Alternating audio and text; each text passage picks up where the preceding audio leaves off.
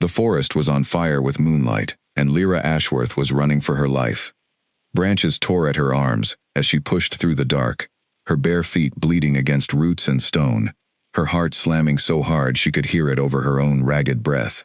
Behind her, the howls of the Voss pack rose into the night, closer with every second. She was not running from strangers, she was running from her own family, from wolves she had grown up beside, from a king who had once called her his.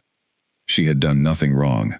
She kept telling herself that, over and over, as if repeating it enough times would make the truth reach the ears that mattered. But truth had stopped mattering the moment Alpha King Kalen Voss looked at her, with eyes that no longer recognized her, and said the words that ended her life as she knew it. "You are no longer welcome among us." 3 days ago, she had been an Omega healer, the lowest rank in the pack, but respected for her gentle hands, and her knowledge of herbs that could close wounds and calm fevers. 3 days ago, she had believed, foolishly, that kindness and loyalty were enough to keep her safe. Then a rival pack's scent had been found near the northern border. In the same hour she had been seen walking those same woods alone, gathering roots for a sick child. Someone had twisted that innocent errand into a confession of betrayal, and no one had asked her a single question before the council decided her fate. Now the trees thinned ahead of her, and moonlight spilled over a ridge she did not recognize. She had crossed the border. She had left Vossland behind. Still, she did not stop. Fear had made a stranger of her own legs, and she kept running until her body simply could not obey her mind anymore, and she collapsed against the trunk of an old oak, gasping, shaking, waiting to be caught. No one came. The howls faded into the distance, swallowed by wind and unfamiliar hills. For the first time since the trial that was not a trial, Lyra allowed herself to cry, silently, her fists pressed against her mouth so no sound would escape and give away her location to anyone still listening. She cried for the pack that had turned on her without hesitation. She cried for the friends who had looked away instead of speaking up. And she cried, though she hated herself for it, for Kalen, the king who had once found her in the training yard and teased her about her terrible aim with a bow, who had once carried her on his back through a summer storm so her shoes would not be ruined, who had knelt at her side when she caught fever as a child and refused to leave until she woke. That boy was gone. In his place stood a king, who exiled her without a trial, who did not even meet her eyes, as the guards dragged her toward the border. She did not know, in that moment, curled beneath the oak tree with the taste of dirt and tears on her lips, that she would build an entire life beyond that border. She did not know that one day, that same king would kneel before her in front of witnesses and beg her to come home. All she knew, in the darkness of that first night, was that she was alone, unclaimed and unprotected, an Omega with no pack, which in the world of wolves was almost the same as being nothing at all. By morning, hunger had replaced fear as her main enemy. She forced herself to stand, though every muscle screamed in protest, and began walking without any real direction, following a stream, because water usually led somewhere useful. She passed through unfamiliar territory marked by scent trails she did not recognize, careful to stay low and quiet, aware that a lone Omega crossing into another pack's land without permission could be killed on sight and no one would question it. It took 2 more days of walking, foraging, and hiding before she stumbled, half-starved, into a clearing where a small group of wolves and humans lived together in a way she had never seen before. No hierarchy markers hung from their doorways. No one wore the collar of rank that Voss pack members wore to show their place in the order. A woman with silver hair and sharp eyes found her first, crouched at the edge of the clearing, too weak to run. The woman did not ask where Lyra came from. She did not ask her rank. She simply knelt down, offered water, and said 4 words that Lyra would remember for the rest of her life. "You are safe now." That woman's name was Nadia, and she led a settlement built on a very different idea than the one Lyra had grown up inside. Here, wolves who had been cast out, humans who had nowhere else to go, and even a few rare shifters who did not fit neatly into any known bloodline, all lived together, working the land, trading with neighboring villages, and protecting one another without ever asking about the past. Lyra stayed the night, intending only to rest before continuing on to nowhere in particular. She stayed the week after that because her body needed to heal. She stayed the month after that because, for the first time since her exile, she felt something close to safe. And somewhere in the months that followed, staying stopped being about recovery and became about choice. She chose to learn everything Nadia could teach her about healing, beyond what she already knew, about herbs that grew only in that region, about wounds caused by silver, and how to treat them without the tools her old pack had access to. She chose to help build the settlement's defenses, laying traps and boundary markers with her own hands, even though Omegas back home were never permitted to do such work. She chose, every single day, to become someone new, someone the Voss pack would not recognize even if they walked directly past her. None of this happened without pain. There were nights she woke from nightmares of the trial, of Kalen's face turning away from her, of the guard's hands closing around her arms and dragging her toward the border markers. There were mornings she reached for a rank collar out of habit, before remembering she no longer wore one, and did not need to. Healing, she learned, was not a single moment. It was a long series of small choices to keep going, even when the past reached backward and tried to pull her under. Word of what really happened at the border that night traveled slowly, the way truth often does when lies have a head start. It would be years before certain facts came to light back in Voss territory, years before the name of the true traitor surfaced, years before Kalen understood the size of the mistake he had made. But that story belonged to another time. For now, in this new place with no name attached to her old rank, Lyra Ashworth began to build a life that owed nothing to the king who had banished her. She rose before dawn to check on patients whose fevers had broken overnight. She spent afternoons teaching younger settlement members how to identify plants that could stop bleeding, plants that could ease pain, plants that could be dangerous if used incorrectly. In the evenings, she sat with Nadia by the fire, listening to stories of other lone wolves who had found their way to this same clearing over the years, each one carrying scars from packs that had failed them. Slowly, without her fully noticing, she stopped being the frightened Omega who arrived starving and shaking at the edge of the clearing. She became someone others turned to when trouble arrived. She became someone whose voice carried weight in settlement meetings, even though she held no official rank, because what she said was usually right, and what she did was usually wise. A year into her new life, a group of hunters targeting shifters passed too close to the settlement's border, and panic spread through the community overnight. Lyra, without waiting for anyone else to take charge, gathered every able body and organized watch shifts, escape routes for the young and elderly, and a plan to redirect the hunters away from the clearing, using scent trails laid in the wrong direction. The plan worked. No one was hurt, and when the danger passed, the settlement looked at her differently, not as an Omega who had wandered in from nowhere, but as a leader who had earned her place through action, not through the accident of birth rank that had defined her entire life before. Nadia, watching all of this unfold, pulled Lyra aside one evening and told her something that would stay with her for years to come. You were never an Omega because you were weak. You were an Omega because someone else decided your rank before you had the chance to prove what you were. Here, no one decides that for you. Those words settled into Lyra's chest like a seed, and over the following seasons, she watched it grow into something unshakable. She was no longer defined by a title given to her by a pack that had failed her. She was defined by what she chose to do, day after day, for the people who had taken her in when she had nothing. She thought of Kalen sometimes, in quiet moments, when the fire burned low and the settlement slept around her. She thought of the boy who had once been her friend, and she wondered whether he ever thought of her, whether guilt ever kept him awake the way fear once kept her awake. She told herself it did not matter. She told herself she had built something real here, something that did not depend on his forgiveness or his memory. She almost believed it. Far away, in the halls of Voss territory, a young king sat on a throne that felt heavier every year, haunted by a decision he had made in fear and pressure rather than truth, though he would not understand the full weight of that mistake for a long time yet. The distance between them stretched wider with every season that passed, two lives moving further apart, unaware that fate, or perhaps simple justice, was already setting the wheels in motion to bring them back together. But that reckoning was still to come.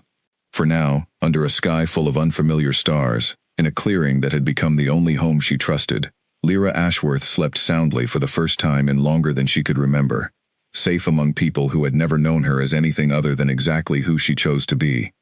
The seasons turned.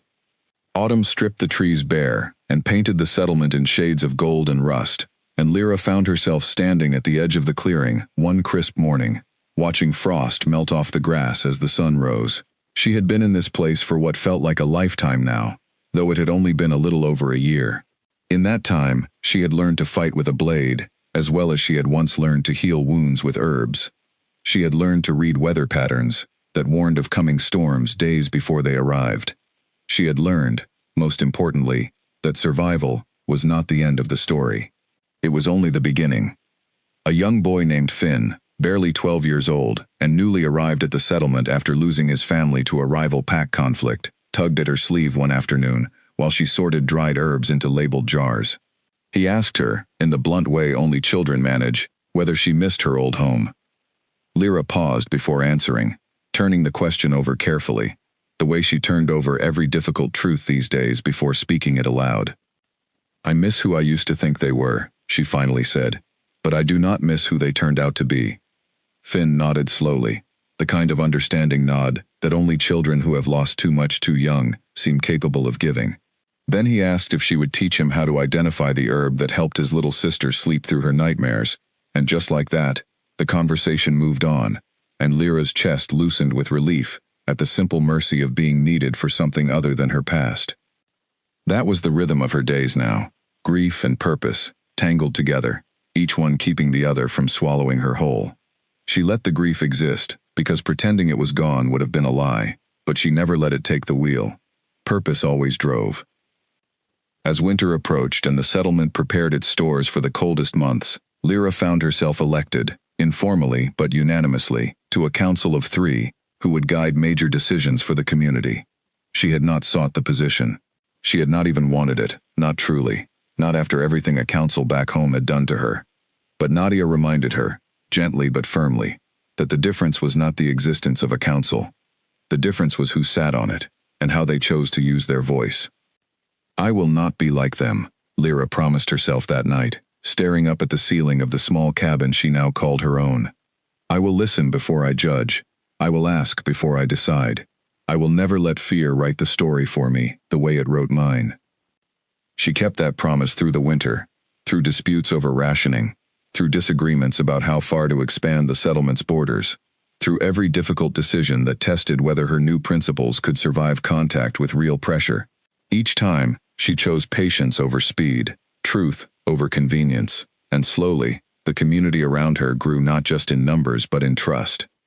By the time spring returned, green pushing up through the last patches of melting snow, Lyra Ashworth was no longer the broken Omega who had collapsed at the edge of a clearing, starving and terrified. She was something else entirely, something the wolves of Voss territory would not recognize if they passed her on the road. She was a woman who had rebuilt herself from nothing, piece by piece, choice by choice, and she had done it all without the pack, without the title, and without the king who had once promised, in quieter days, that he would always protect her. She did not know yet that the truth was finally beginning to surface back home. She did not know that Abeta's jealousy and ambition, hidden for over a year, was about to unravel in ways that would shake the foundations of Voss territory. She did not know that the king who exiled her was about to learn exactly how wrong he had been, and that the guilt of that knowledge would send him searching for her across every border he could cross. All she knew, standing in the new green light of spring, with dirt beneath her fingernails, and purpose steady in her chest, was that whatever came next, she would meet it as herself. Not as an Omega, not as someone waiting to be forgiven or reclaimed, but as Lyra, exactly as she had chosen to become. And somewhere, far beyond the borders of the only home she trusted now, the wheels of fate had already begun turning toward a reunion neither of them could yet imagine. The council chamber in Voss territory had not changed in 2 years, but the king who sat at its head had changed more than anyone around him wanted to admit. Kalen Voss ruled now in his own right, having taken his father's place after a hunting accident claimed the old king's life the previous winter. He sat straighter these days, spoke less, and carried a weight behind his eyes that his advisors quietly whispered about, but never dared question aloud. It was an ordinary council meeting, the kind held every month to review border security and trade agreements, when everything changed. A young tracker named Bryn requested to speak, her voice trembling slightly as she stepped forward. She had been reviewing old border logs for an unrelated matter, and found something that did not add up. The scent markers recorded near the northern border on the night Lyra Ashworth was accused did not match the trial testimony at all. Kaelin's jaw tightened. That night lived in his memory like a wound that never fully closed. He gestured for Bryn to continue, and she laid out what she had found. The scent trail from the rival pack had been recorded a full day before Lyra was seen in those woods, not during the same hour as the trial had claimed. Someone had altered the timeline in the official records. The chamber fell silent. Kaelin felt something cold settle in his stomach, a feeling he recognized now as the particular dread of a truth he had refused to look at directly for 2 years. He ordered a full investigation, personally overseeing every step, refusing to delegate it the way a king normally would. He questioned every guard who had been on duty that night. He reviewed testimony from the original trial word by word, and slowly, painfully, a picture began to form that made him sick to consider. Corwin Hale, a beta who had served the pack for over a decade, and who Kaelin had trusted without question, had been the one to first report seeing Lyra near the border. Corwin had also been the one to suggest the timeline that placed her presence alongside the rival pack's scent trail. And Corwin, it turned out, had wanted a position that Lyra's growing influence among the healers had made increasingly difficult for him to claim. It took 3 weeks of careful investigation before enough evidence gathered to confront him directly. When Kaelin finally sat across from Corwin in a private chamber, the older wolf's composure cracked within minutes under the weight of questions he could not answer honestly. He confessed everything: jealousy over a position he wanted, resentment that an Omega, of all ranks, had earned more respect among the healers than he had earned in years of service. He had seen an opportunity in the rival pack's scent trail and twisted it into something that would remove Lyra permanently, never expecting anyone to look closely enough to notice the timeline did not hold up.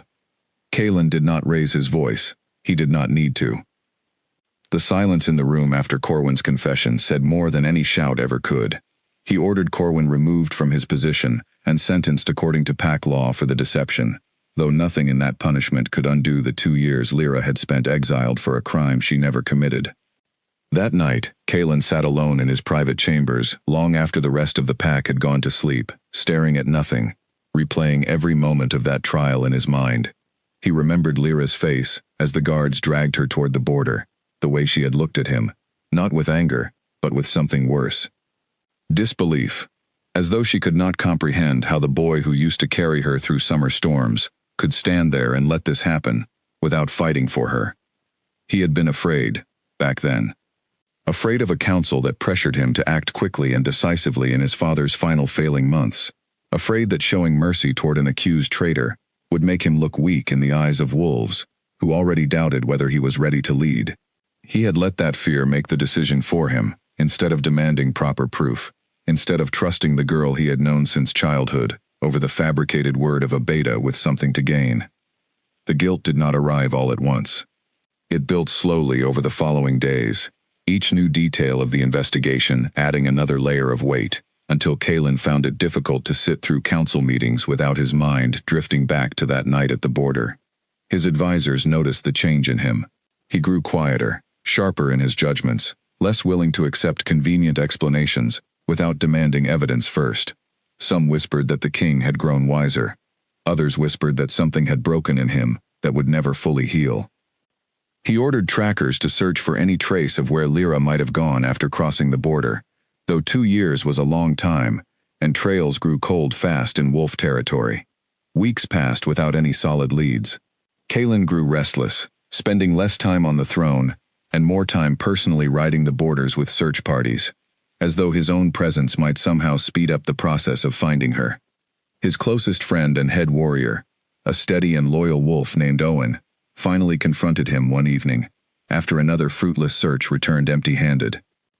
"You cannot fix 2 years of exile by finding her faster," Owen said, not unkindly, but firmly. "Even if we find her tomorrow, what do you plan to say?" Kaelin did not have an answer. He only knew that the not knowing, the silence where Lyra used to be, had become unbearable in a way he had not expected. He had spent 2 years telling himself that the exile was necessary, that a king could not afford to appear weak by reversing a decision, that the pack needed stability more than it needed his personal comfort. Now that the truth had shattered every excuse he had built, he was left with nothing but the raw fact of what he had done to someone who had never deserved it. Word of Corwin's confession spread through the pack faster than Kalen could control, and the reaction split the community in ways he had not anticipated. Some members, particularly those who remembered Lyra fondly as a gentle and skilled healer, were furious that she had been exiled without a fair trial, furious that her name had been dragged through 2 years of assumed guilt for a crime that was never hers. Others, more loyal to the throne than to fairness, worried that reversing the exile publicly would make the king look foolish, weak, easily manipulated by a single Beta's lie. Kalen listened to both sides, and for the first time in his rule, he made a decision based entirely on what he believed was right, rather than what would keep the peace among his advisors. He called a public gathering in the central square of Voss territory, and in front of the entire pack, he announced the truth. Lyra Ashworth had been innocent. The exile had been based on a lie, and as king, he bore full responsibility for not demanding proper proof before allowing that lie to destroy an innocent life. The square fell into stunned silence. No king in living memory had stood before the pack and admitted such a significant failure so openly. Some wolves lowered their heads in respect for his honesty. Others exchanged uncertain glances, unsure what this meant for the stability of the pack going forward. Kalen did not care about their uncertainty. He cared only about finding a way to make this right, though even he was not entirely sure yet what making it right would actually require. That night, he called Owen and a small group of trusted trackers into his private study and gave them a single order: find her, not to bring her back by force, not to demand anything from her, but simply to find her, to confirm she was alive and safe, and to learn where 2 years of exile had led her. The trackers left within the hour, following the coldest trail any of them had ever attempted, based on nothing but old scent markers from the night of the exile and rumors gathered from neighboring territories about a settlement of rogue wolves and humans living somewhere beyond the southern hills. Kalen waited in a way he had never waited for anything in his life, each day stretching longer than the last. Guilt and hope tangled together into something that kept him awake long past midnight, staring at maps of territories he had never bothered to learn the names of before, wondering which winding path had carried Lyra away from everything she had once known, and toward whatever life she had built in his absence. He did not know, in those long, restless nights, that the woman his trackers searched for was no longer the frightened Omega who had once fled his lands in terror. He did not know that she had become a leader in her own right, respected and needed by an entire community that had nothing to do with Vosspack or its hierarchy. He only knew that he had wronged her, deeply and irreversibly, and that finding her again had become the single most important task of his reign, more important than any border dispute or trade agreement that crossed his desk. Somewhere beyond the southern hills, unaware that trackers now searched the winding paths toward her settlement, Lyra Ashworth continued the life she had built, steady and unshaken, with no idea that the king who once banished her was about to come looking for forgiveness he had not yet earned. Owen crouched low at the edge of a ridge overlooking a valley he did not recognize, studying a thin line of smoke rising from somewhere among the trees below. 3 weeks of tracking had led his small group through territories that barely acknowledged Vosspack's name, through villages where wolves and humans lived side by side, without the rigid hierarchy that shaped every part of life back home. This was the 4th such smoke trail they had followed, and the 3rd that had turned out to belong to nothing more than a traveling family passing through. Still, something about this one felt different. The scent carried on the wind held traces of herbs he associated with healing work, the same combination Lyra had once used back in Voss territory to treat fever and infection. He signaled his group to hold position and sent word back to Kalen immediately, careful not to promise more than the evidence supported, but unable to hide the cautious hope threading through his message. Kalen received the news in the middle of a council session and left without a word of explanation, mounting his horse before his advisors had even finished processing his absence. He rode through the night, pushing himself and his horse harder than he had in years, driven by a hope he had not allowed himself to fully feel until this moment. He arrived at the ridge 2 days later, exhausted, travel-worn, and found Owen waiting, with news that both lifted and complicated everything. The settlement below was real. It existed, thriving quietly beyond any pack's official territory, home to dozens of wolves and humans who had built something entirely outside the systems Kalen had spent his whole life inside. But confirming whether Lyra lived among them would require approaching carefully, since a settlement built by outcasts and exiles was unlikely to welcome a king from the very pack that had cast so many of them out in the first place. Kalen spent that night at the ridge, staring down at the distant glow of settlement fires, turning over every possible way to approach this. He could send Owen alone, someone less likely to trigger immediate hostility. He could wait and observe longer before making contact. Or he could go himself, despite the risk, because 2 years of guilt had worn down whatever patience he once had. He chose, in the end, to wait one more day, gathering as much information as his trackers could quietly collect about the settlement structure, its people, and whether Lyra truly lived among them. What they learned only deepened his unease. The settlement operated under a council of 3 respected leaders, and one name kept surfacing in conversations overheard at a nearby trading post. Lyra. Not Lyra Ashworth, not Omega Lyra. Simply Lyra, spoken with a level of respect that struck Kalen somewhere deep and uncomfortable, a reminder of exactly how much time had passed, and how much she had likely changed in his absence. On the 3rd day, word reached the ridge of trouble brewing near the settlement's borders. A rival alpha named Gideon Marsh, whose territory bordered the independent settlement, had grown increasingly aggressive in recent months, testing the community's defenses, likely scouting for an opportunity to absorb their land and resources by force. Kalen's trackers overheard talk at the trading post of tension building toward something worse than mere border disputes. This complicated everything. Kalen had come seeking forgiveness, not intending to insert himself into a conflict that had nothing to do with him. Yet the thought of Lyra facing danger from an aggressive neighboring alpha, danger she might be facing without adequate protection, pulled at something in him he could not ignore. He debated through another restless night whether revealing himself now, in the middle of a brewing conflict, would help or only complicate matters further. The decision was made for him 3 days later, when a scouting party from Gideon Marsh's pack was spotted moving unusually close to the ridge where Kalen and his group had been observing. A skirmish broke out between the scouts and a small patrol from the independent settlement, and Kalen, unable to stand by and watch innocent people face danger without intervening, ordered his warriors to assist.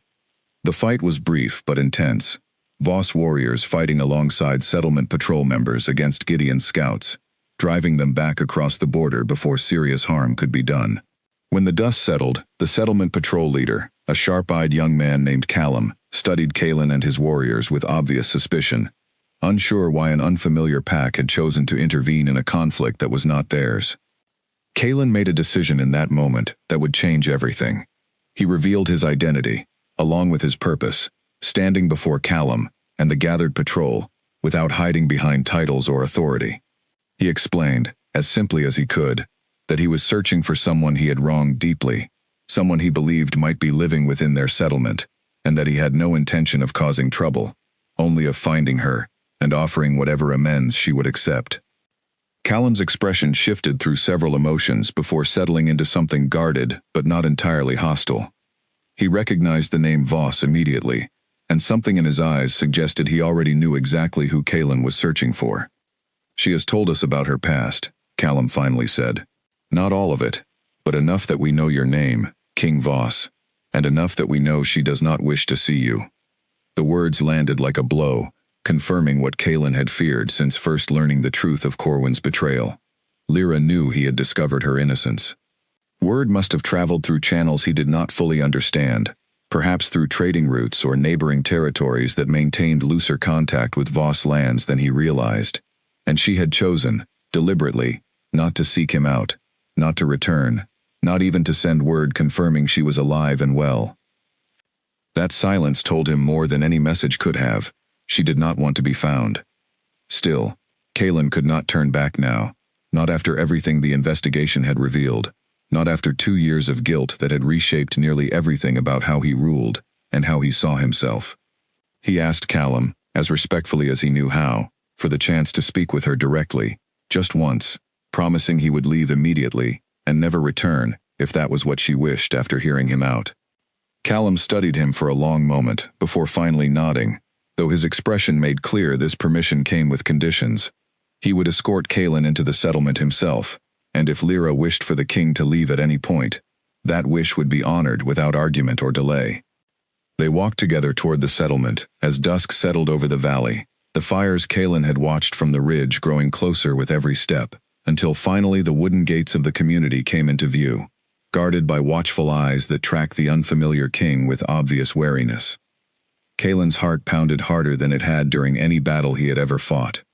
2 years of guilt, 2 years of searching, 2 years of imagining this moment in 100 different ways, and now it stood only minutes away, close enough that he could smell wood smoke and herbs on the evening air, close enough that somewhere beyond those gates, Lyra Ashworth was likely going about an ordinary evening, entirely unaware that the man who had banished her was about to walk through her door. He thought of every apology he had rehearsed during the long ride from Voss territory, every explanation he had prepared for why he had failed to protect her when it mattered most. None of it felt adequate now, standing at the threshold of the life she had built without him. He had come seeking forgiveness, believing, perhaps arrogantly, that finding her and admitting his wrongdoing would be enough to begin repairing what he had broken. Callum led him through the gates, past curious onlookers who paused their evening tasks to watch the unfamiliar king pass, past small gardens and workshops that spoke of a community built with care and purpose, toward a central building where the settlement's council conducted its business. Kaelin's throat tightened with every step, anticipation and dread tangled together into something he could barely control. And then, rounding a corner near the healer's cabin, he saw her. She stood with her back to him, speaking with a young boy about something in her hands, her posture confident and easy, in a way he had never seen from her before, even in their happiest childhood memories. Her hair had grown longer, tied back practically for work, rather than styled the way Omegas back home were expected to keep it. She wore simple clothing suited for labor, not the modest garments assigned to her rank in Voss territory. Everything about her, from her stance to her voice as she instructed the boy on identifying an herb, spoke of a woman entirely unlike the frightened girl who had been dragged toward the border 2 years earlier.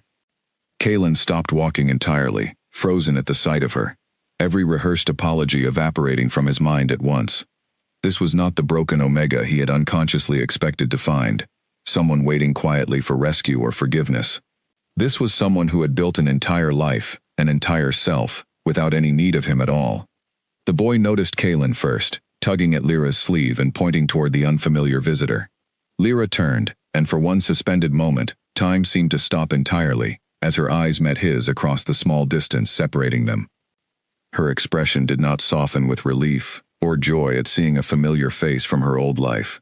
It hardened, instead, into something guarded and unreadable, the expression of someone who had spent 2 years learning not to be caught off guard by anything, including the sudden appearance of the king, who had once cast her out without a second thought.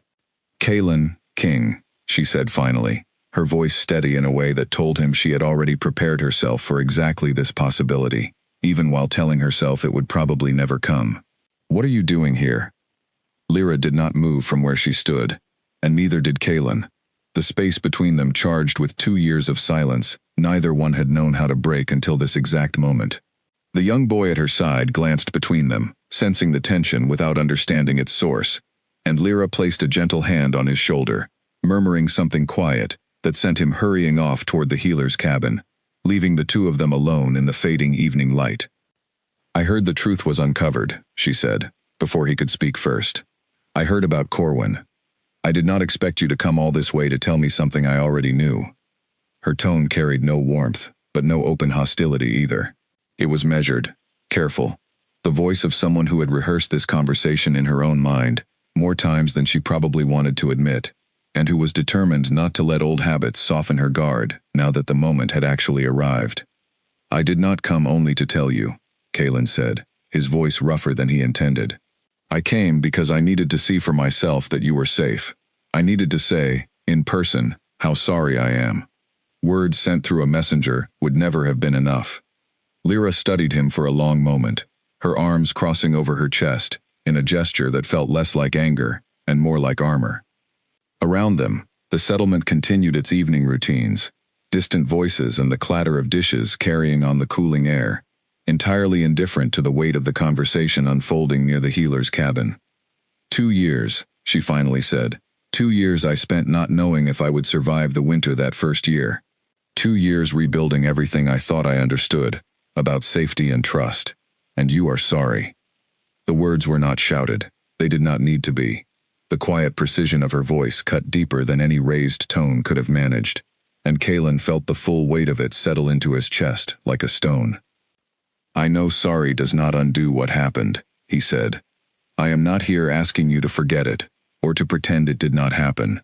I am here because I owe you the truth, spoken directly, and because I could not live with myself knowing you were somewhere in the world believing I never cared enough to look for you once the lie was uncovered." Lyra's jaw tightened, and for a moment, something flickered behind her guarded expression, something that looked almost like the girl he remembered from before everything fell apart. But she pushed it down quickly, replacing it with the same careful composure she had carried since first turning to face him. "Walk with me," she said finally, turning away from the healer's cabin and toward a quieter path, leading along the edge of the settlement, away from curious eyes and listening ears. Kalen followed, matching her pace, saying nothing further, until she was ready to speak again. They walked in silence for several minutes, the settlement's evening sounds fading behind them, replaced by the rustle of wind through trees and the distant call of birds settling for the night. Finally, Lyra spoke again, her voice quieter now, less guarded but no less firm. "Do you know what the first winter was like?" she asked, not really expecting an answer. "I did not have shelter for the first 3 days. I ate what I could forage, which was almost nothing, since I left in the middle of the night with no supplies and no warning. I did not know if I would survive long enough to see spring." Kalen's throat tightened painfully, guilt rising in a wave he could not push back down. "I did not know," he said quietly. "I told myself the border guards would ensure you reached safety. I told myself that because it was easier than facing what I had actually done." Lyra stopped walking, turning to face him fully for the first time since their conversation began. Her eyes, sharp and steady, held his without flinching. "You were the king," she said. "You were the one person in that entire pack who had the power to demand real proof before deciding my fate. And you chose fear instead. You chose to protect your own position, rather than protect someone who had done nothing wrong." Every word landed exactly as she intended, precise and unavoidable, and Kalen found he had no defense to offer that would not sound like another excuse. He had turned this exact truth over in his mind countless times during the 2 years since her exile, and hearing it spoken aloud by the very person who had suffered because of his failure struck harder than he had expected, even though he had known this conversation would be difficult. "You are right," he said simply. "There is no version of what I did that was justified. I was afraid of losing control of the pack during a difficult transition, and I let that fear override everything I knew about you, everything we had shared growing up together. I have spent 2 years trying to understand how I let that happen, and I still do not have an answer that makes it forgivable." Something in Lyra's expression shifted slightly at his admission, though whether it was surprise at his honesty or simply exhaustion from carrying this conversation alone for so long, Kalen could not be certain. She turned away from him again, resuming her slow walk along the path, and he followed without pressing further. "I built something here," she said after a long silence, "something that does not depend on anyone's permission or approval. I am not the same person who left Voss territory 2 years ago, terrified and begging for a chance to explain herself. I do not know if you understand what that means." "I am beginning to understand it," Kalen said carefully. "I saw it the moment I found you, standing here, teaching that boy, moving through this place like it belongs to you as much as you belong to it. That is not something I expected to find, if I am honest. I think some part of me imagined finding you broken, waiting for someone to rescue you. Finding the opposite has been humbling in ways I did not anticipate." Lyra allowed herself a small, humorless laugh at that, shaking her head slightly. "Humbling," she repeated. "Humbling," she repeated. "That is one word for it." They reached the edge of a small clearing overlooking the valley below, the last light of evening, painting the sky in deep orange and purple, and Lyra finally stopped walking, staring out over the landscape rather than at him. "Why are you really here, Kalen?" she asked quietly, using his name without title for the first time since he had arrived, a small crack in the careful distance she had maintained since first seeing him. "What do you actually want from me?" Kalen considered his answer carefully before speaking, aware that whatever he said next would shape everything that followed between them.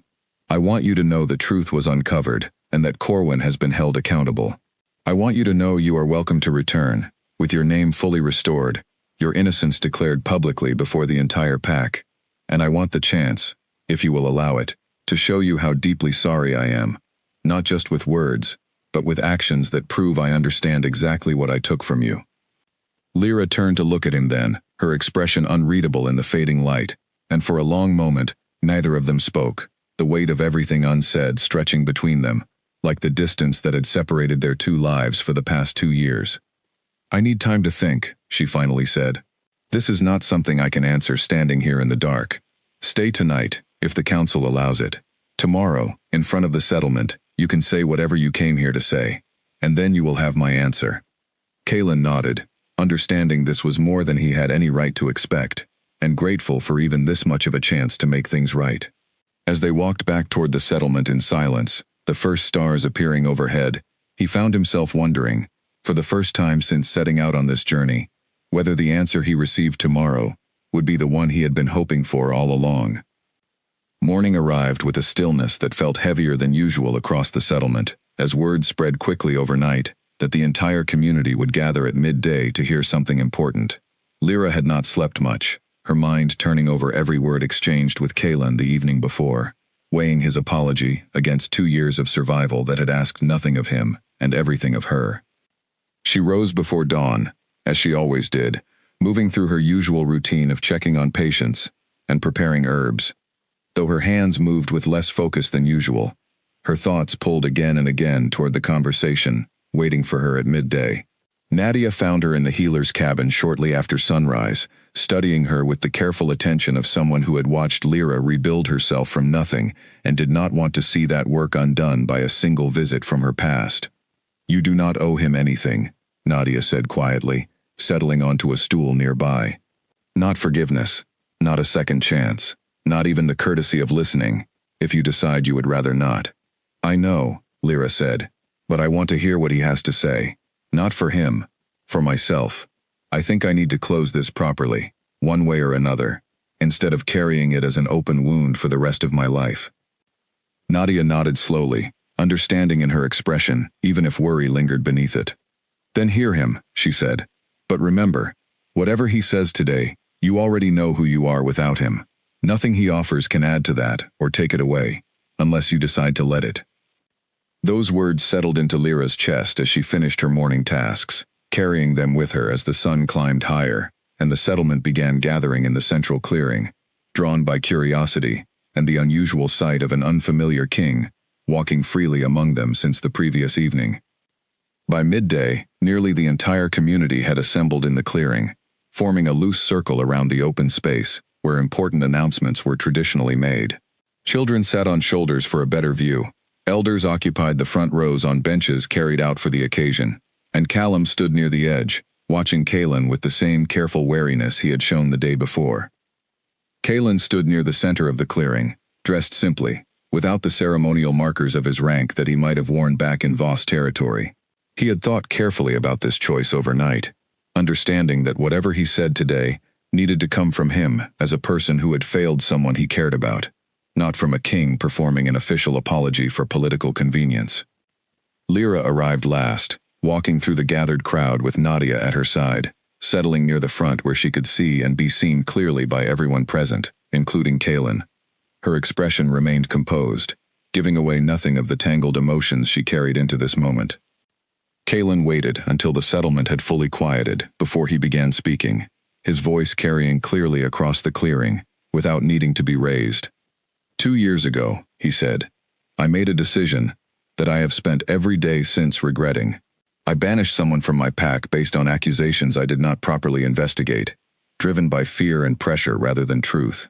That person was innocent. She had done nothing wrong, and I failed her completely when she needed fairness and protection most. Murmurs rippled through the crowd, some settlement members exchanging glances, others watching Lyra closely to gauge her reaction. She sat perfectly still, her eyes fixed on Kalen, giving nothing away. Her name is Lyra Ashworth, he continued. Some of you already know this. She built a life here, among all of you, after being cast out by the very pack that should have protected her. She rebuilt herself from nothing, with no help from me, no protection from the pack she had served faithfully her entire life. Everything she has become, she became on her own. He paused, his gaze finding Lyra's across the clearing, and something in his expression shifted, the careful composure of a king, giving way to something rawer, more honest. I am not here today to demand anything from her, he said. I am not here to insist she return to a place that failed her so completely. I am here because I owe her a debt that words alone cannot repay, and because I believe some wrongs require more than an apology spoken from a position of comfort and safety. Without further explanation, Kaelin stepped forward into the open center of the clearing, and in front of the entire gathered settlement, in front of Lyra and Nadia and Callum, and every child perched on their parents' shoulders, he lowered himself to his knees. The clearing fell into stunned silence. No king, in the memory of anyone present, had ever knelt before an Omega, let alone one he had personally banished, in front of witnesses from an entirely different community. The gesture broke every unwritten rule of pack hierarchy that most of the settlement members had grown up under before finding their way to this independent community, and even those who had never lived under such rigid rules understood the weight of what they were witnessing. Lyra, he said, his voice steady despite the position he had taken. I banished you unjustly. I let fear and pressure override truth and loyalty, and I failed you when you needed me most.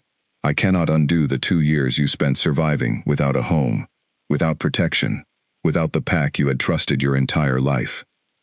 But I am asking, here, in front of everyone, for the chance to make this right, in whatever way you believe is possible. Your name is cleared. Your place, if you wish it, is restored, fully and completely, with every honor a wrongly exiled member of this pack deserves. I am not asking you to forgive me today. I am only asking you to know that I understand, finally and completely, the size of what I took from you. The silence that followed stretched long enough that even the children in the crowd seemed to sense the weight of the moment, falling quiet without being told. Lyra sat motionless, her expression unreadable, her mind racing through 2 years of memories compressed into the span of a few heartbeats. She thought of the first night, cold and starving beneath an unfamiliar oak tree, believing she might not survive until morning. She thought of Nadia's hands offering water, without asking a single question about her past. She thought of every choice she had made since then, every skill learned, every person helped, every piece of herself rebuilt from nothing into someone capable of leading, healing, and protecting an entire community that had never known her as anything other than exactly who she chose to become. And she thought of the boy who had once carried her through a summer storm so her shoes would not be ruined, now kneeling before her in front of strangers, offering everything he believed she might want, without once considering that what she wanted might no longer include him or the life he represented at all. Around the clearing, settlement members watched, holding their breath, waiting to see what the woman they had come to respect and rely upon would say to the king who had once discarded her so completely. Nadia's hand found Lyra's, a quiet reminder that whatever answer came next belonged entirely to her, and to no one else. Lyra rose slowly from her seat, and the crowd parted slightly as she walked toward the center of the clearing where Kaelin still knelt, his eyes fixed on her with an expression that mixed hope and dread in equal measure. She stopped a few feet away from him, looking down at the king who had once held her entire fate in his hands, now offering to hand that power back to her completely. The clearing waited, silent and still, for whatever she would say next. Rise, Kaelin, Lyra said quietly, and though her voice was gentle, it carried enough weight that he obeyed immediately, standing to face her, his expression open in a way she had rarely seen from him even in childhood, when he had already begun learning to guard his emotions in preparation for the throne he would one day inherit. I believe you are sorry, she said. I believe the guilt you carry is real, and I believe finding the truth changed something in you. None of that is in question. She paused, glancing briefly at the gathered crowd before returning her attention fully to him, choosing her words with the same careful precision she had used throughout their conversation the evening before. But kneeling in front of an audience does not undo 2 years of surviving without a home, she continued. It does not return the nights I spent wondering if I would freeze before spring arrived, or the months I spent teaching myself to trust people again, after everyone I once called family turned away without asking a single question. Forgiveness is not the same as forgetting, and it is not the same as returning to what was lost. Kalen's expression tightened slightly, though he did not interrupt, understanding this moment belonged entirely to her. "I forgive you," Lyra said, and a ripple of surprise moved through the crowd at her words, some settlement members exchanging glances, uncertain what this meant for what would come next. "I forgive you, because carrying anger for the rest of my life would only continue giving you power over a part of me that I have worked too hard to reclaim. But forgiveness does not mean I owe you my return." She turned slightly, gesturing toward the settlement around them, toward Nadia standing nearby, toward Callum and Finn and Bryn and every face that had become familiar to her over 2 years of rebuilding.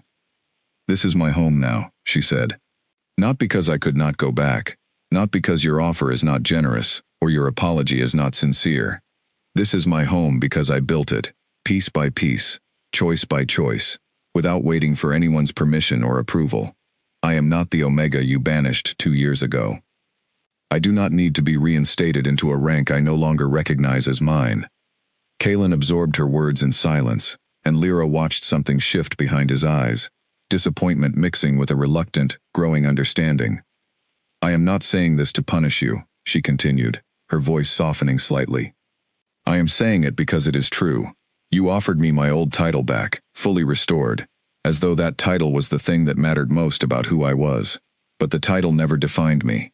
It only limited me. Here, I am not an Omega waiting for someone else to decide my worth. I am simply myself, and that has been more valuable to me than any rank or title Vospak could ever offer." A quiet murmur moved through the crowd, some nodding in understanding, others watching Kalen closely to see how he would respond to a rejection delivered with such calm, unwavering clarity. Kalen was quiet for a long moment before finally speaking again, his voice rougher than before, though he made no attempt to argue or convince her otherwise. "I understand," he said simply. "I came here hoping to fix something that I now understand cannot be fixed the way I imagined. I thought restoring your title and clearing your name would be enough to make amends. I see now that what I took from you was never something a title could return." Lyra nodded slowly, something in her posture easing slightly now that the hardest part of the conversation had passed. "Thank you for understanding that," she said. "And thank you for the honesty you showed today, standing in front of my community, and admitting your failure without excuses. That took courage, even if it does not change my answer." Kalen managed a small, tired smile, the first genuine expression of relief, mixed with lingering sadness, that had crossed his face since arriving at the settlement. "I did not come expecting an easy answer," he said. "I think some part of me hoped for one anyway, but I would rather have the truth from you than a comfortable lie." The crowd began to stir slightly, sensing the most intense moment of the gathering had passed, though the tension had not fully dissolved. Lyra glanced around at her community, drawing strength from the familiar faces surrounding her, before turning back to Kalen with one final thought. "You are welcome to stay another day if you wish," she said. "Rest, before your journey back. This settlement does not turn away anyone in need of shelter, even a king who once made a terrible mistake. But when you leave, I need you to understand that I am not asking you to wait for me to change my mind. This is not a door left open for later. This is simply where I have chosen to stand." Kalen nodded, accepting her terms without argument, understanding perhaps for the first time in his life that not every mistake could be undone through sheer will and authority, that some consequences remained permanent no matter how sincerely one wished to repair them. As the gathering slowly dispersed, settlement members returning to their afternoon tasks while quietly discussing everything they had just witnessed, Lyra remained standing in the clearing a while longer, watching Kalen walk toward the guest quarters Callum had arranged for him the night before. Something in her chest felt lighter than it had in longer than she could remember, though whether that lightness came from finally confronting her past directly, or from choosing her own future without hesitation, she could not entirely say. Nadia approached quietly, standing beside her without speaking for a long moment, watching the same distant figure disappear toward the guest quarters. "You did well," Nadia finally said. "Not everyone could stand there and speak that clearly, with that much conviction, after everything you have been through." Lyra exhaled slowly, feeling the weight of the entire day finally beginning to settle. I did not plan those words, she admitted. I only knew, standing there, that returning to a title I no longer wanted would have been its own kind of exile.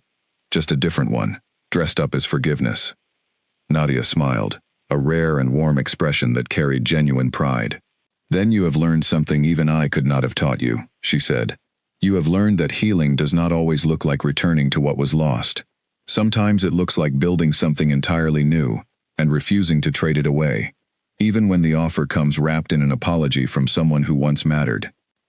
As evening settled over the settlement once more, Lyra returned to her cabin, her mind quieter than it had been in days, though she knew the events of this day would ripple forward into whatever came next, for herself, for her community, and even, though she was not yet certain how, for the king who had finally learned that some things could not be reclaimed simply by kneeling and asking.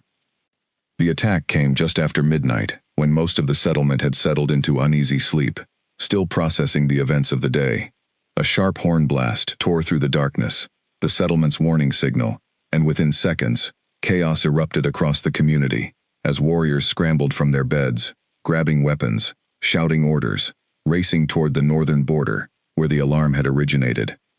Lyra woke instantly, years of training overriding any grogginess, pulling on boots and grabbing the blade she kept beside her bed, before racing out into the night.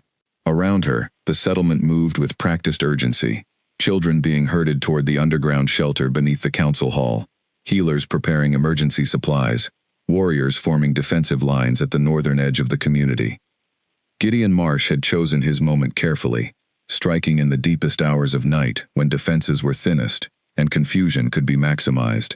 His scouts had clearly been watching the settlement more closely than anyone realized, and the unusual gathering earlier that day, drawing attention from a visiting king, had likely convinced him this was the ideal window to strike before any lasting alliance could form. Kalen emerged from the guest quarters already armed, his warrior instincts sharp despite being woken from sleep, and found Owen and his small group of Voss warriors already moving toward the sound of fighting. Without hesitation, he joined them, falling into step alongside settlement warriors he had never trained with, but whose urgency matched his own completely. The northern border had become a battlefield within minutes, Gideon's forces pushing hard against the settlement's defensive line, clearly intent on breaking through before reinforcements could properly organize. Callum commanded the settlement's warriors with clear, steady authority, directing defenders toward weak points in the line, but the sheer aggression of Gideon's assault was testing every ounce of the community's limited combat resources. Lyra reached the fighting moments after Kalen, moving not toward the front lines, but toward the wounded already being pulled back from the initial clash, her healer's instincts taking over as she assessed injuries and directed emergency care with the same calm precision she brought to every crisis. A young warrior named Rowan had taken a deep gash along his side, and Lyra worked quickly, packing the wound with herbs she always kept prepared for exactly this kind of emergency, her hands steady despite the chaos surrounding her. The fighting intensified as Gideon himself entered the fray, a massive wolf whose reputation for aggression had clearly not been exaggerated. He drove hard against the settlement's central defense, scattering warriors who tried to hold the line, and for a moment, it seemed the northern border might collapse entirely under the weight of his assault. Kalen moved to intercept him, recognizing that someone needed to match Gideon's raw strength directly, or the entire defensive line would fail. The two alphas clashed with bone-jarring force, neither willing to yield ground, their fight becoming the central struggle, around which the rest of the battle seemed to orbit. Kalen fought with the discipline of someone trained since childhood for exactly this kind of confrontation, while Gideon relied on brutal, overwhelming aggression, each blow testing the other's limits. Meanwhile, Lyra, having stabilized Rowan enough to hand his care over to another healer, found herself pulled toward a different kind of crisis.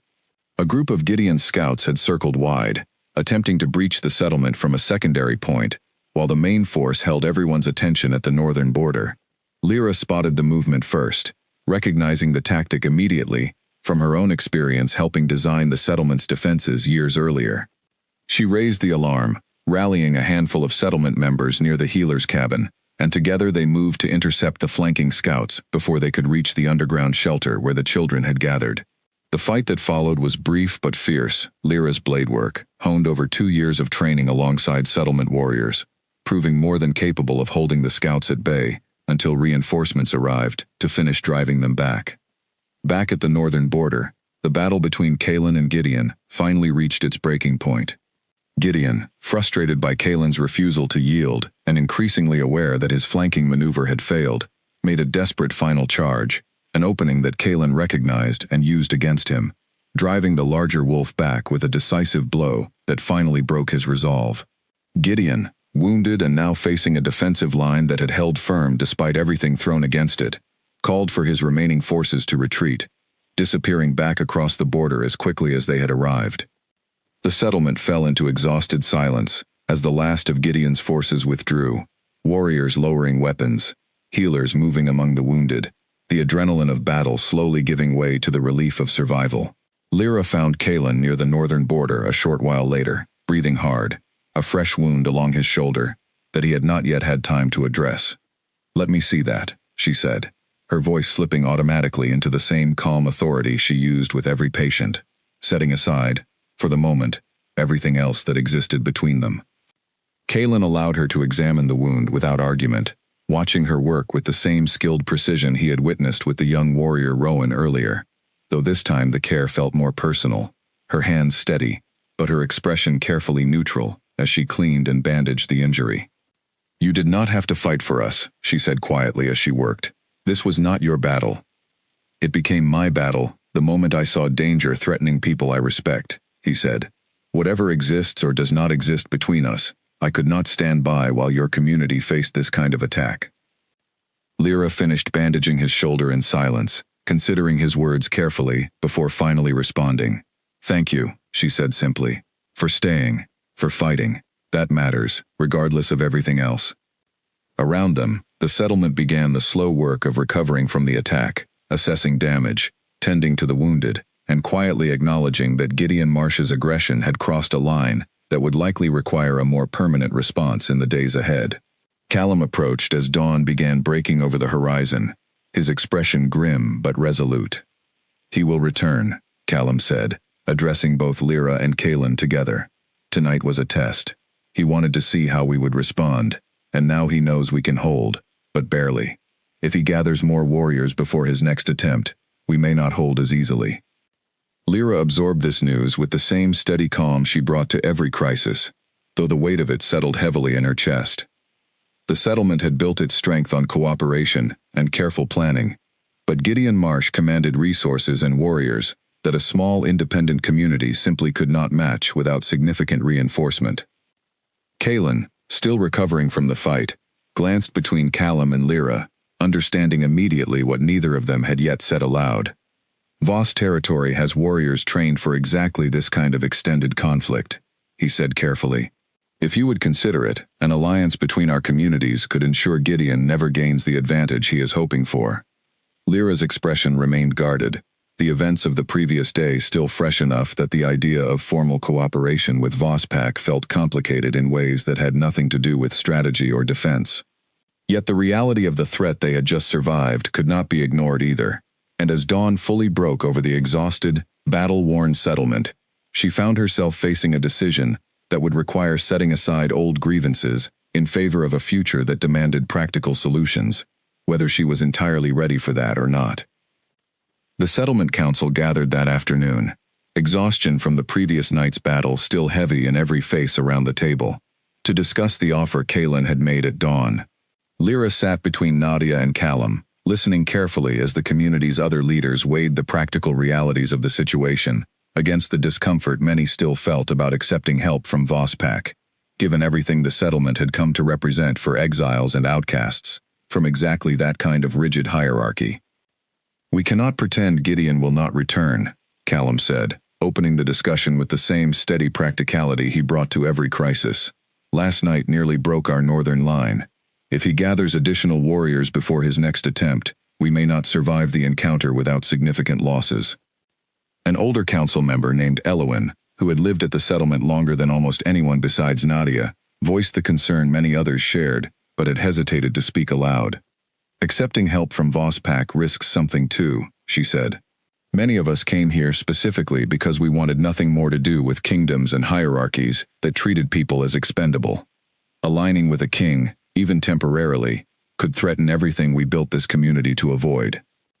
Lyra listened to both perspectives carefully, understanding the validity in each argument, before finally offering her own thoughts to the gathered council. This would not be submission, she said. It would be a practical alliance, clearly defined, with boundaries both sides agree to respect. We are not asking to join Voss Pack, or to place ourselves under anyone's rule. We are asking for temporary cooperation against a threat that endangers us both, since Gideon's ambitions clearly extend beyond just our borders. She paused, choosing her next words carefully, aware that everyone in the room understood the personal complexity layered beneath the practical discussion. I have my own history with King Voss, she continued. That history does not disappear because our communities now share a common enemy. But I believe we can separate what happened between us personally from what our two communities need right now for survival.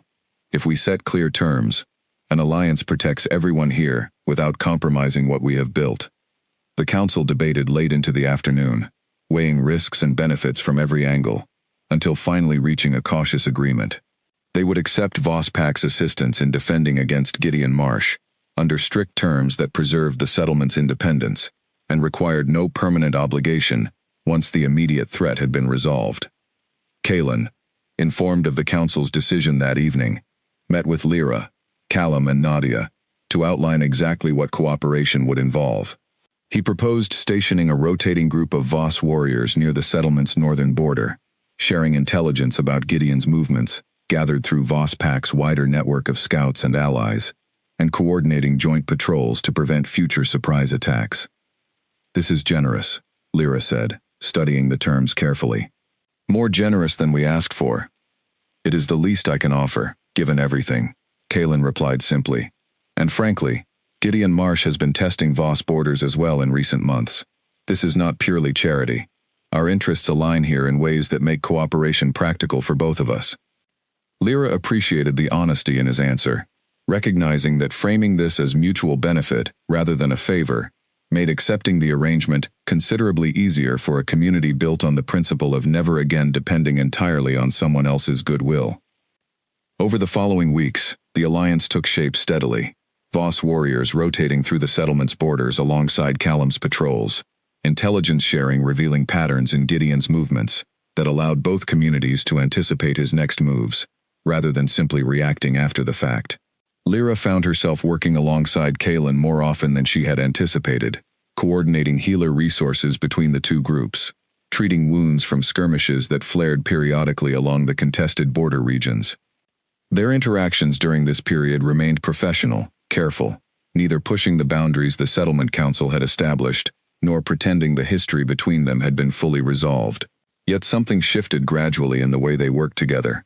A growing respect built not on old memories or unresolved guilt, but on watching each other operate competently and honestly under real pressure.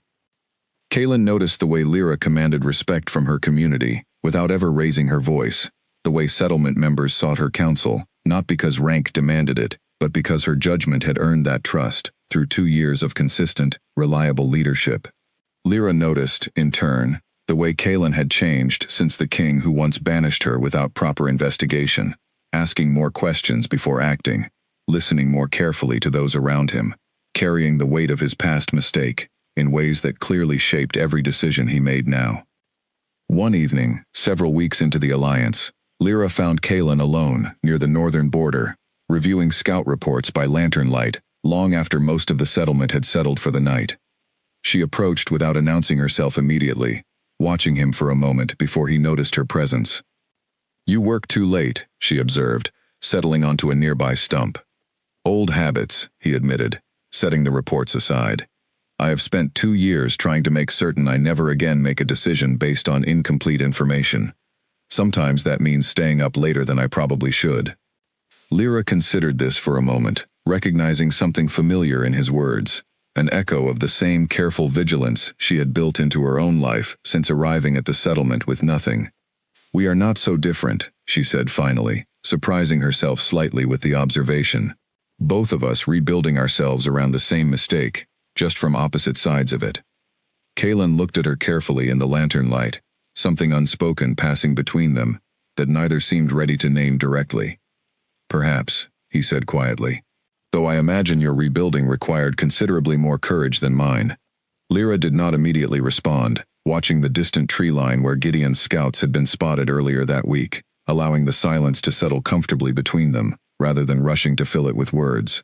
For the first time since Kalen's arrival at the settlement, the space between them felt less like unresolved history, and more like the cautious beginning of something neither of them had quite decided to acknowledge yet, though both seemed aware it was there, waiting patiently beneath the practical business of shared defense and mutual survival. The final blow came sooner than anyone expected. Scouts reported unusual movement along Gideon Marsh's borders in the early morning hours, far larger numbers than any previous skirmish had involved, and within hours, it became clear that Gideon intended to end the conflict with a single overwhelming assault, rather than continue the smaller confrontations that had characterized the previous weeks. Kalen called an emergency meeting the moment the reports reached him, gathering Callum, Lyra, Owen, and the settlement's council to plan a response before Gideon's forces could reach the border. The scale of the coming attack meant the settlement's usual defensive strategies would not be enough, even with Voss warriors reinforcing the northern line. "He intends to end this in a single strike," Owen said grimly, laying out scout reports across the table. "If our numbers hold as they are now, we will be significantly outmatched." Lyra studied the maps carefully, her mind already working through possibilities. The same tactical instincts that had once organized an entire settlement against hunters now applied to a threat of far greater scale. "There is a narrow pass along the eastern ridge," she said finally, pointing to a location on the map. "If we can funnel his forces through that pass, rather than allowing a direct assault on the open border, our numbers' disadvantage becomes far less significant. A smaller force can hold a narrow position against a much larger one, if positioned correctly." Kalen studied the map alongside her, recognizing immediately the value of her suggestion, and the council quickly began adapting their defensive strategy around Lyra's proposal, positioning warriors to guide Gideon's forces toward the narrow pass, while civilians and healers prepared for the possibility of significant casualties, despite their best planning. The attack arrived at dawn 2 days later, Gideon Marsh leading his forces in a massive push toward the settlement's northern border, exactly as the scouts had predicted. True to Lyra's strategy, the combined settlement and Voss warriors fell back strategically, drawing Gideon's forces toward the narrow eastern pass, rather than allowing the open assault he had clearly planned for. The fighting that followed was the fiercest either community had faced, Gideon's frustration at being funneled into unfavorable terrain only fueling his aggression further. Kalen fought at the front of the defensive line, his warriors holding the narrow pass with disciplined coordination, while Callum's settlement fighters used their knowledge of the terrain to strike from unexpected angles, weakening Gideon's forces from multiple directions at once. Lyra, positioned with the healers just behind the main defensive line, found herself pulled directly into the fighting, far sooner than anticipated, when a group of Gideon's warriors broke through a weak point near the healer's position, threatening the wounded already being treated there. She fought fiercely alongside the other healers and a small guard detachment, her training over the past 2 years proving more than sufficient to hold the position until reinforcements arrived. The battle raged for hours, neither side willing to yield, until finally Gideon himself pushed forward toward the heart of the fighting, seeking Kalen directly, determined to end the conflict by defeating the king who had repeatedly frustrated his ambitions. The two alphas clashed once more, this confrontation far more desperate than their first encounter weeks earlier. Both wolves exhausted from hours of sustained fighting but neither willing to back down. Lyra, having secured her position near the healers, spotted the confrontation from a distance, and felt something cold grip her chest at the sight of Kalen, clearly fatigued, facing an opponent whose size and aggression had only grown more dangerous as the battle wore on. Without fully considering the risk, she moved toward the fighting, determined to provide whatever support she could. She arrived just as Gideon landed a heavy blow that sent Kalen staggering backward, and in the crucial moment that followed, as Gideon prepared to press his advantage, Lyra threw herself into the fight, distracting the larger wolf just long enough for Kalen to recover his footing.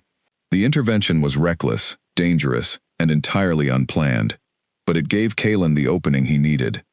Working together now, matching Gideon's brute strength with combined speed and coordination, Kalen and Lyra finally overwhelmed the larger alpha, driving him back with a series of coordinated strikes that left Gideon wounded and unable to continue the fight.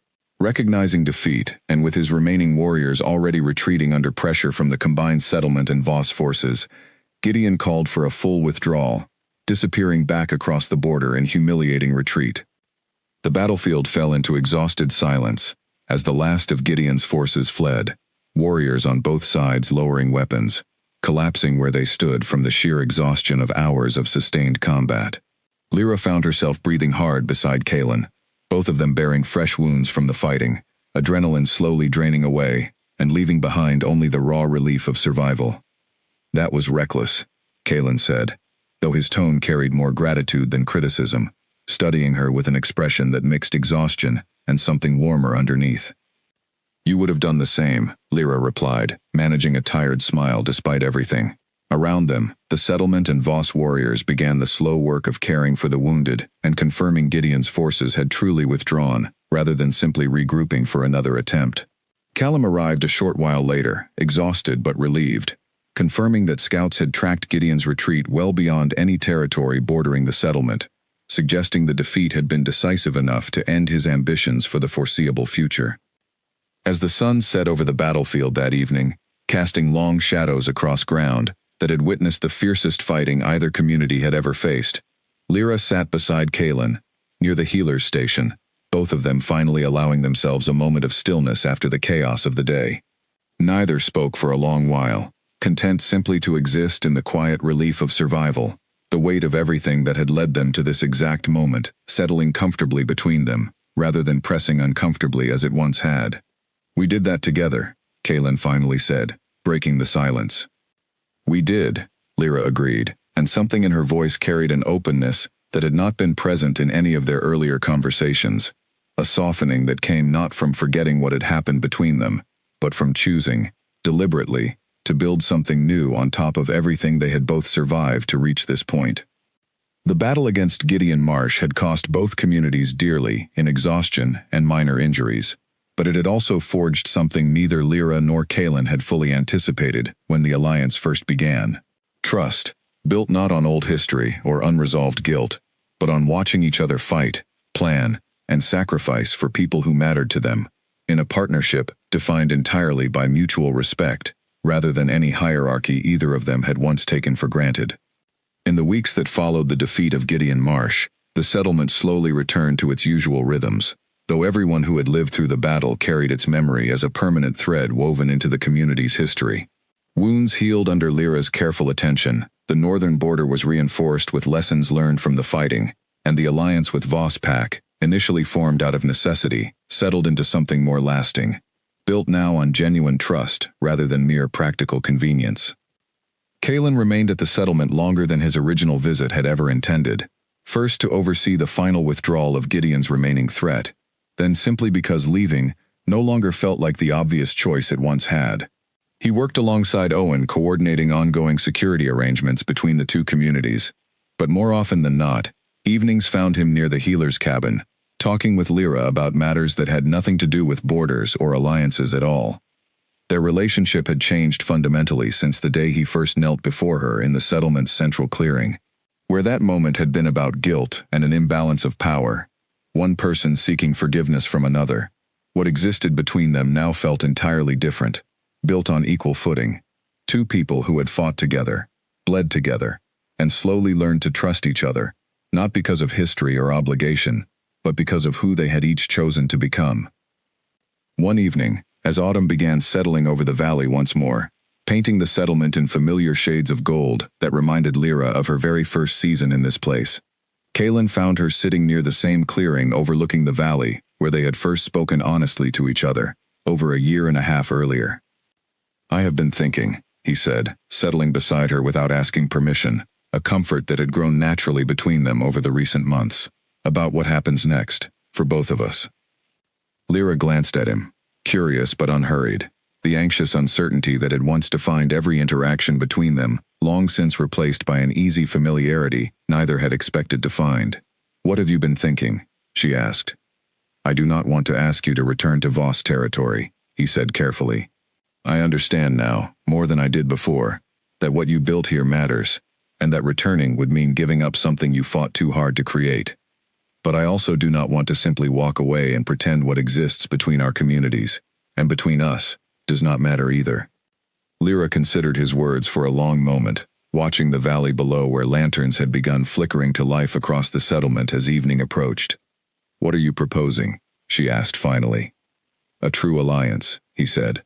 "Not temporary, not based only on defending against Gideon Marsh, but something permanent between Voss territory and this settlement, built on equal standing, rather than one community answering to the other. And perhaps, if you are willing to consider it, something between us as well, built the same way. Not a king, reclaiming an exiled Omega. Just two people who have earned each other's trust, deciding together what comes next." Lyra felt something loosen in her chest at his words, a recognition that he had finally understood, completely, and without reservation, the exact thing she had tried to explain to him that day in the central clearing so long ago. This was not about titles or ranks or old hierarchies reasserting themselves. This was about two people choosing, deliberately and as equals, to build something new, together. "I would like that," she said finally, a genuine warmth in her voice that had been absent during their first difficult conversations. "Not the old title, not returning to what was lost. Something new, built on what we have actually become." Kaelin smiled, real and unguarded, a far cry from the careful composure of the king who had first knelt before her seeking forgiveness. "Something new," he agreed. Over the following months, the alliance between Voss territory and the settlement formalized into a lasting partnership, one that respected the settlement's independence, while ensuring mutual protection and support between both communities. Lyra never returned to Voss territory as an Omega, never wore the collar of rank that had once defined her entire existence there. Instead, she became something entirely new, a bridge between two very different ways of living, respected in both communities, not because of any title, but because of everything she had proven herself capable of, through 2 years of rebuilding, and a lifetime of choosing courage over fear.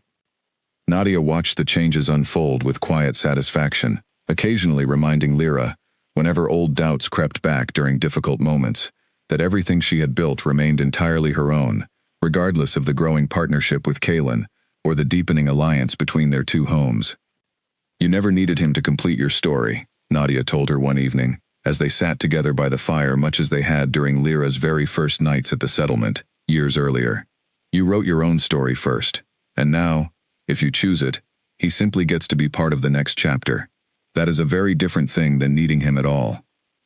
Lyra understood this distinction deeply, carrying it with her through every decision that followed, through the formal alliance ceremonies between the two communities, through the slow, steady building of something real and lasting with Kaelin, that honored everything she had become, rather than asking her to set any of it aside.